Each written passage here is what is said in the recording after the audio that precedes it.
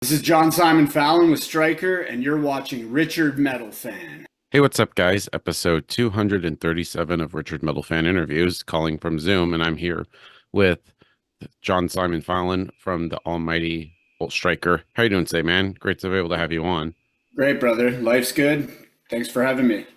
Anytime, man. Anytime. I want to talk about your latest album, Ultrapower. It's been out now for over a month, and it's absolutely kick-ass. So, can you talk to me about the writing and recording process of Ultrapower, how this whole album came to be, and that good stuff? Yeah, well, it started with about 70 ideas, which Dan had created sort of since Play to Win and during the pandemic. And we whittled it down to about, 11 ideas at the end, which ended up on the album. I think we went in the studio with maybe 15 that we'd zeroed in on. Then the producer helped us pick, 11 from that list, songs that we thought stood out on their own individually. Each song's got their own identity. You'll sort of notice every song's got a different vibe. There's no two songs on the album that sound alike. And yeah, so in short order, that's sort of how it went from 70 to 11. And obviously, there's a few bonus tracks on there from depending on which copy you have. Yeah, I just have like the standard 11. Yeah, there's the Kickstarter one has the bonus tracks on it, Death Wish, Strange Love, and a song that we hadn't released called Take the Money and Run. And it's also on the Japanese version. On the Kickstarter, we didn't list it. It's so you'll see 11 songs on the back on the song list, but there's actually another three at the end if you listen through. So that's how we know if people were actually listening to the whole album or not. Oh yeah, I forgot. I got when I put it on my iTunes. It actually has a few more bonus songs: Death Wish, Strange Love, and Take the Money and Run. Yeah, they're not listed on the cover, so. Yeah, I thought that was really interesting. Kind of like make it like a special surprise. Yeah, I mean, I wish we'll spin it like that. It was definitely a editing mistake on our parts, a review error, but that's how they used to do it back in the day. I mean, Nirvana Nevermind album had that secret song that came 14 minutes after the last song was done. You had to sit and listen to static on the tape or whatever, or the CD, and then the secret song appeared. So So yeah, and we'll I thought pretend like it was deliberate. yeah, and I thought it's really interesting, especially with having like bonus tracks or like different versions of albums, because there's always like going to be those diehard fans that will get like every version of the album. Yeah, definitely in vinyl, and they want all the different colors, and yeah, it's the thing. Yeah. And with this album, did you want it to continue in the same vein as Play to Win, or did you want it to try something new or different that Stryker hasn't done before? I don't think anything was intentional or thought out. It's just a really authentic album. I mean, these are the types of songs we love listening to, the types of songs we love to play ourselves.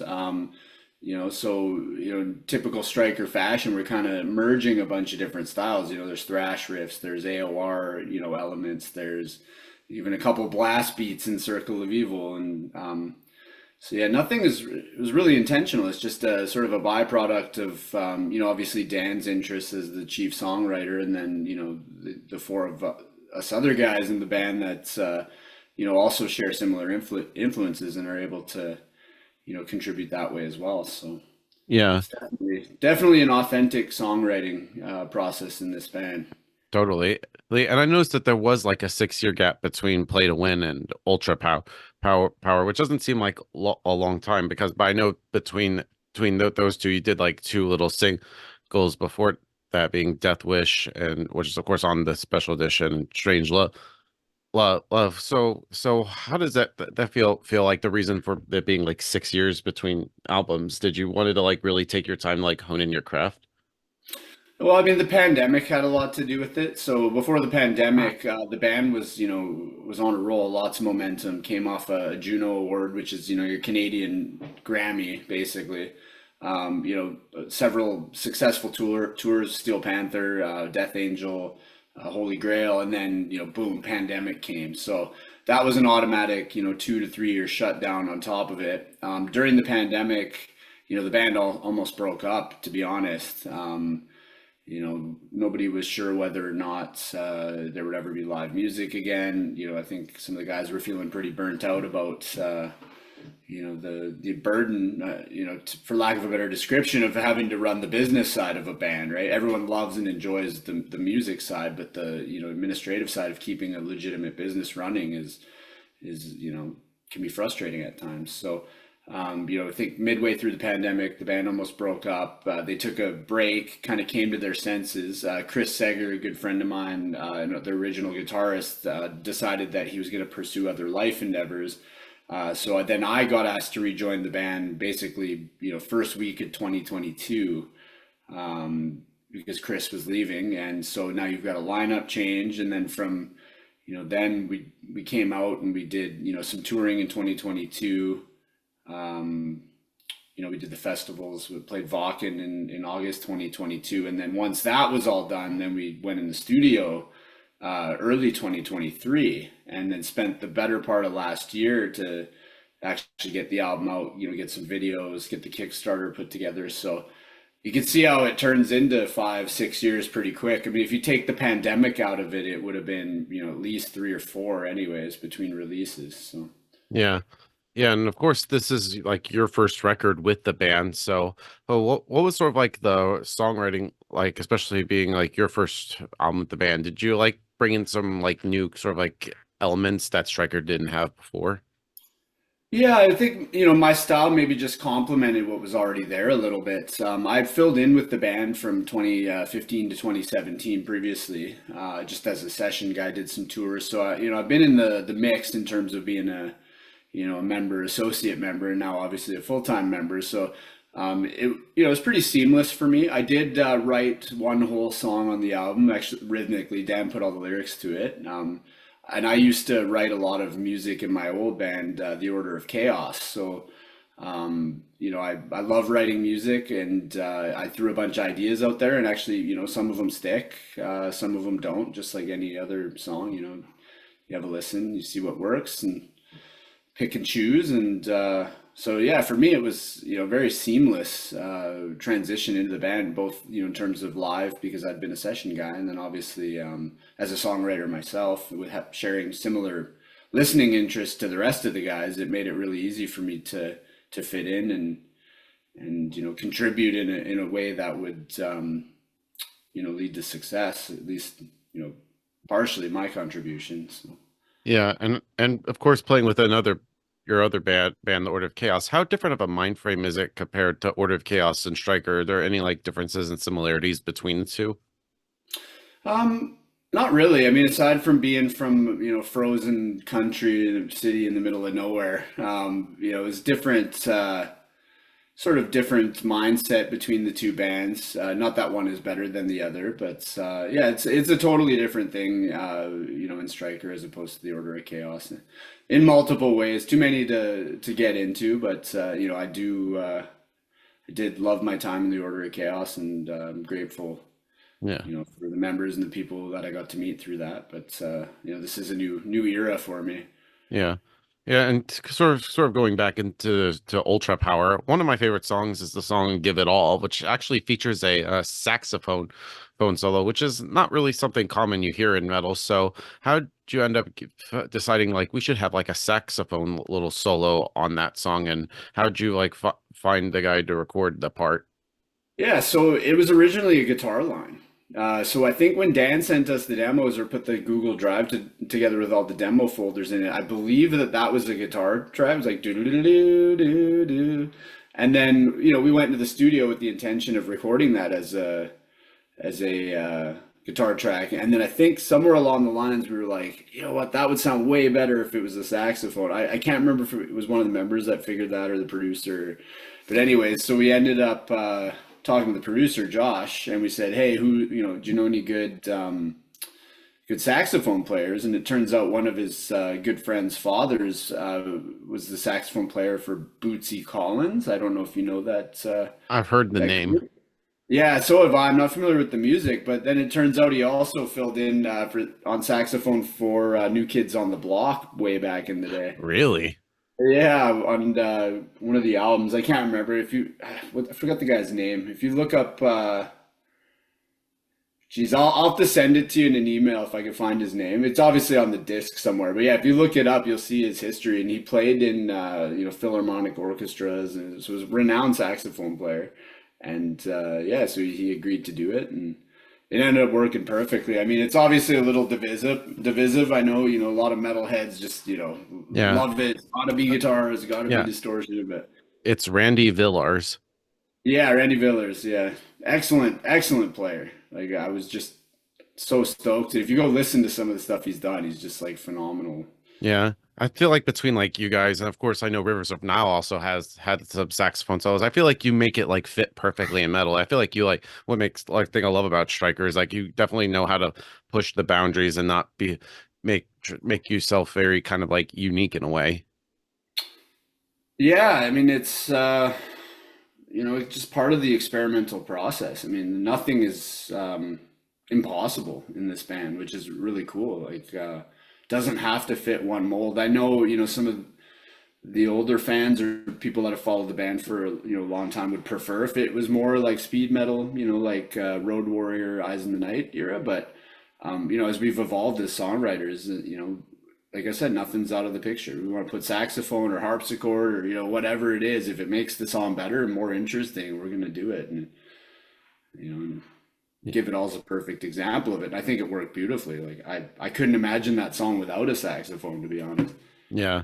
Yeah, and if you ever play it live, are you gonna try to like find a saxophone player or are you just gonna like play the solo on guitar? I think we'll probably do it on guitar. We had talked about maybe like using like some kind of synth in the background, like some automated synth or something. But I think we'll end up probably doing it on guitar, and then maybe for comic relief, we'll give Dan a Fisher Price saxophone from Toys R Us or something. Yeah.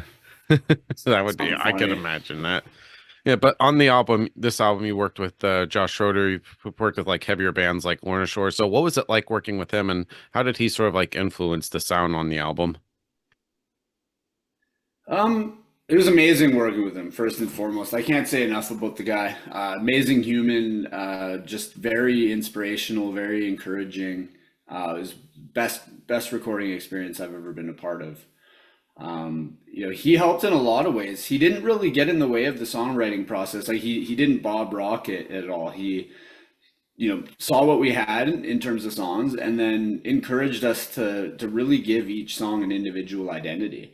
Like so songs like Brawl at the Pub, for instance, he told us like own it, like he wanted us to throw those ad libs, like the little bar fight, kind of commentary going on behind the scenes in the song.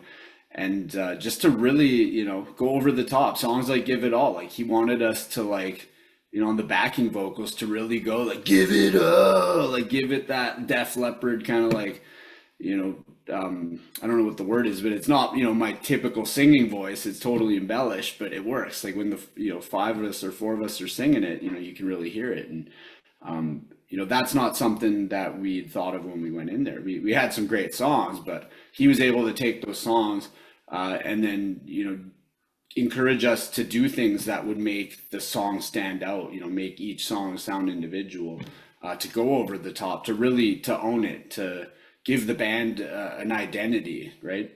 Yeah. Compared to maybe previous albums, which I think was something we'd talked about, which is why we wanted to choose Josh as a producer was, find somebody who's going to help give us that distinct identity that maybe we were lacking before. Yeah, yeah, especially because with the album producer, there's sometimes would consider themselves to be like the fifth Beatle or the sixth Beatle, or if you're in like Slipknot, like the tenth member. And I remember working with when you working with Josh. I thought like, are you always gonna get like heavy or have like a logo that's like totally unreadable and shit? Yeah, the old tree branch logo. Yeah, yeah, that'd be wild.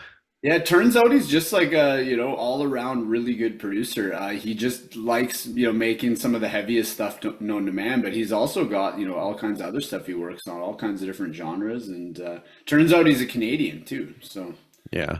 he just lives in Michigan. His wife, I think, is from there. So Uh, Yeah, and one thing I love about you guys is like especially the video content you do between like the podcasts and like the music videos and playthroughs. How do you feel like that's like important to sort of like the for Striker Striker, and there's like any like fun stories like behind the scenes of making any videos and stuff. Yeah, so well, first of all, the podcast, the idea about the the band chat was to sort of let fans have the opportunity to sort of see the kind of garbage we talk about at rehearsals. Anyone who's ever been in a band, the band banter can be quite comical at times. So we figured, hey, why don't we just start a podcast where we basically spew the same garbage that we do at rehearsal, when we're talking amongst ourselves. We're in the tour van, we're bored for 10-15 hour drives. So we thought that would be a good opportunity for people who are fans of the band to kind of see how we are, and how we interact amongst each others. And sorry, your second part of your question was about the videos. Every video we've made for this album has been just an absolute blast. I mean, the best of the best of the best video, we went down to a lake about 2 hours from our hometown Edmonton, rented jet skis, and we went ripping around on jet skis for an hour, and had a drone following us doing the video shooting. And we're standing on the back of a Pontiac Fiero. I mean, the whole thing is fun. It wasn't like, oh, I got to go to work today. It was every video we've done. Circle of Evil, we went to one of the last sort of horror video stores that exists probably in the world. Actually, you actually rent VHSs and DVDs there. Filmed Circle of Evil video there. It was a lot of fun, really cool place to go. Give It All, like same thing. We had we're sort of just going off the cuff, with these videos.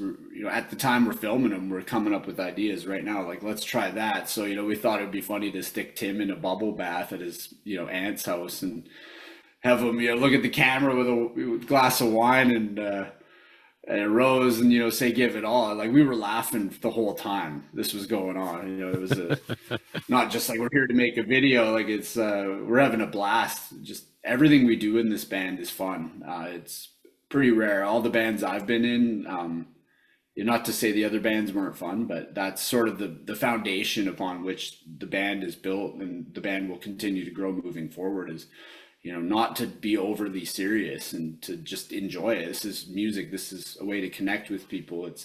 Let's have fun with it. We get one chance at this in life. Why would you want to be overly serious when the other option is to just have a fucking great time, right? So. Oh yeah, and you always do love. I especially love in the music that you all have a fun time. I can hear like every song has like that kind of like fun kind of party vibe, but you're also really serious in the way you like play in the musicianship. So how do you like find the balance between like the fun vibes and the serious like when the creating the music? Yeah, I mean, we're all serious about being proficient with our music and our instrumentation and vocals, and but the songs themselves, they don't have to be serious. We want to play them in time and perfectly, and everything in tune and in key, and the right parts at the right time. That's obviously a focus. So that would be the seriousness in terms of being a professional. But the songs themselves, like we're not a serious band. We're not like hyper political, or we're not. The subject matter isn't crazy deep, conceptual. It's literally like, let's have a freaking good time. We're all on this flying space rock together. We got one chance at this. Let's have a blast. Let's party. Let's drink some beers. Let's headbang. Let's mosh. Let's grab your buddy beside you and headbang with him, and pick up your friend when they get knocked over in the pit. I mean, that's what metal is all about, and that's what it's been about, to me at least, since I was very young and getting into this. And I do love the more serious kinds of metal. I do have a soft spot for extreme versions of metal, but for me, doing what we're doing is fun. Yeah. Yeah, and then of course Stryker has been around since 2007, so 17 years, but you being in the band for 2 of those years here. So how does it feel to be part of like the legacy of Stryker? And then has there ever been like any like special like moments that pretty much stand out in your mind? Yeah, I mean, I've known the guys the whole 17 years, because the Order of Chaos was another band in Edmonton. So I've known the guys forever. See them in the scene, see them at shows. I've hung out with them a bunch before we were even in the band together. So, I'm truly honored to be a part of the official legacy of the band, but I've also have been fortunate enough to watch, from the time those guys were like right out of high school, came onto the club scene. I knew right away. I was like, these guys are in it. These guys want it. You could tell. And then just to watch the success over the years has been fantastic. And then circumstances were such that they needed a guitar player on a couple occasions, and Chris Sager was also a bald dude, so it was, when he left, it was easy decision to have me come replace him, and yeah, so I'm truly grateful. I think about that, almost every day, and that how fortunate I am to be in a kick-ass band with some great friends and touring the world. And the one moment that probably tops everything right now was playing Vakken summer 2020. Was that 2022? Geez, already over a year and a half ago. But yeah, the biggest heavy metal festival in the world, man. Vakken, Germany. It was incredible. Seems Yeah. like yesterday. Yeah, and of course, like we mentioned before, in between Play to Win and Ultrapower, there was like a 6 year gap, obviously due to the certain virus that shall not be named, but which of course affected a lot in the music industry. So, what has changed like your mind about the last 2 years, either in the music business or personally, and sort of like why have you changed your mind about that area? Sorry, say that again. I got cut out there for a second. Sort of like there was this 6 year gap between albums, and obviously there was the pandemic that happened, and of course that affected everybody in the music industry. So, what have you changed your mind about over the last few years, either in the music business or personally, and why have you changed your mind about that in particular? I don't know. I haven't really changed my mind on anything, to be honest. I'm trying to be more grateful, for every day, and accepting of the fact that something crazy could happen tomorrow, and then the rug would be pulled out from under us again. And no live music, so um, we knew the music industry was a tough one when we all got into this, financially, logistically. It's even compounded by the fact that we're Canadians. Our money is not worth as much when we go to the States or when we go overseas. And we're from a remote area, so it's, tough to get those opportunities, but and tough to act on opportunities because everything costs us about, 5 times more than it would, and then obviously inflation and whatnot. So um, we were all aware of that when we got into it. It's just again been compounded a bit since the pandemic. Everything is a bit more money. Live Nation now owns all the venues, and they're taking 25% merch cuts in some cases, and hotels have gone up, fuel's gone up, insurance has gone up, van maintenance has gone up, right? And then the offers we're getting to play have gone down because everybody's in the same boat. So, I'm just we're trying, I guess, together to make sure we at least, don't go underwater. None of us do this with the intentions of trying to be rich and famous. We just do it because we love heavy metal. We want to shred and hang out and party with homies, right? So, I think all of us just take it day by day. Just be grateful for what we have. To be in this situation to play music for the people we love and see the world, and just fingers crossed that there's no more crazy fucking viruses out there, or other global situations that lead to the rug getting pulled out from all of us again. Yeah. And what are your thoughts on the state of the or evolution in heavy metal currently? How do you feel like the future of it with like a lot of the veteran and legacy bands like Iron Maiden, Judas Priest, and Metallica retiring? Who do you think would take the mantle and sort of rise up to take their place? I mean, it's hard to say, one band specifically. The legends and legacy bands out there, eventually they're not going to be around, which fucking sucks. We grew up listening to them, but people get older, and there's got to be bands to replace them. So, I hope obviously we're one of those bands down the road. Unleash the Archers. I mean, there Yeah. Seven Kingdoms. There's Lutharo. I mean, any number of bands that we're All friends with, homies. all homies or not, right? Like just kick-ass bands that just take the flag. And if that inspires young musicians to grab a cheap Jackson guitar and start shredding too, and then start their own band, that's what we want, right? We want 100 years from now, we want there to still be heavy metal around. So at some point, the legacy bands have to pass the torch, and you know hopefully they pass the torch to us specifically, and then we, pass it down. And if I can inspire some kid in his bedroom to learn how to shred and pursue heavy metal glory, then that keeps the dream alive for everybody. I think the scene in the industry is healthier when there's lots of kick-ass bands going around all different styles, and it makes the kids want to do something other than play video games. That's a win, Yeah. as well. So. Yeah, and I know you also have like a love for like the 80s sort of like LA kind of like Sunset Strip bands. So what do you feel like are some like underrated bands from that era that people should take a deeper dive of? And how do you feel about some of those bands now that sort of like take that inspiration and sort of like have it make it new and modern? Geez, in terms of obscure bands, that'd be a great question for Dan, because Dan knows about a million bands that like nobody's ever heard of, and they all kick ass. I've got a big love for bands like Lynch Mob. Obviously people have heard of them, but Harem Scarum, another great Canadian band. They rip super hard. There's Kim Mitchell, which if you're Canadian, I think maybe you know who that is. But Yeah. again, Well, though, these I'm guys from have like America, so I bangers. probably wouldn't know. Yeah, like Kim Mitchell, like he's got some absolutely terrible songs. The ones that are on the radio are the ones that suck, and then there's these other ones that shred so fucking hard. Like just to name a few. But that's definitely a Dan question. And sorry, what was the second part of your question there? And is there like any newer bands that pretty much are influenced by like the 80s sort of like metal at the metal? Yeah, I mean, my favorite, not so much metal, but a band called Heat out of Sweden. Absolutely love that band. I've loved them for like 10 years now, and they're more on the AOR side of things, but yeah, it's totally rooted in like 80s nostalgia, and but with modern production, it Yeah. kicks ass. Nestor's another great band, in that vein, from Sweden. Just every song is like a memory. You swear you go back to the Sunset Strip in '88 or whatever when you listen to it. And there's countless other bands that are doing that sort of thing. But Nestor and Heat would be the two that come to my mind Yeah. immediately. Yeah, and for me, there's also a Cobra Spell. I've actually interviewed their singer and they're basically like sound like something from the 80s.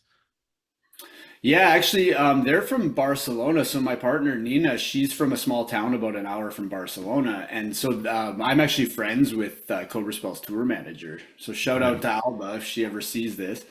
Yeah. But yeah, they're like a young band. They're doing the '80s thing, kicking ass, and I think Sonia Anubis is their guitar player. She's got some sick Jackson guitars, which Yeah. is She's super a great cool. guitarist. I also loved her with the Burning Witches, another great band who I'm seeing Yeah, that's tomorrow. right. Yeah, and their singer was in another band over there. I can't remember what they were called, but yeah, she's a great singer too. So, Yeah, I I mean, could I'm just glad there's bands like that, still out there doing it and yeah. carrying the torch. Yeah, I could imagine like a Cobra Spell and Striker tour. I think it would fit perfectly. Yeah, I believe they're on the agency we just signed with. So we just signed with two booking agents. So Continental Music for North America and Heart of Music for Europe. And if I'm not mistaken, Cobra Spell is on Heart of Music in Europe. So that's a very real possibility, which would be cool because I would love to have Alba as a tour manager. So. Yeah. Yeah, it would be cool if you did like a tour in the States. That would be awesome. Yeah, I mean, we've got US tours planned as of right now. Nothing announced, obviously, but we are coming, I think, early May for 2 to 3 weeks, and then obviously we're playing Prague Power in Atlanta this year, so there's going to be I'll a be tour there. scheduled around that. Yeah. Yeah, I figured if you're from Georgia, we'll see you Yeah. at that one Yeah, for the sure. one festival where I don't have to travel that far. I have to travel like 30 minutes. Beautiful. We get some Yeah. of that Southern hospitality. Fuck yeah. So kind of like in the end to wrap things up, what's next for Striker? Like I am looking forward to seeing at Proc Power. It's just anything thing with the release of Ultra Power that you'd like to plug still if you're not allowed to, if you haven't said yet, if you're allowed to. Yeah, I mean, our plan is world domination if we can, right? Like we just want to tour as much as possible, break ground in new markets. We've never been over to Japan. Pete, our bass player, was a professional singer in Japan for almost a decade, so I know he really wants to go back and play for his friends. I haven't been to Japan since I was a kid. I played a hockey tournament over there, so I really want to go back there. Obviously, Australia, Central America.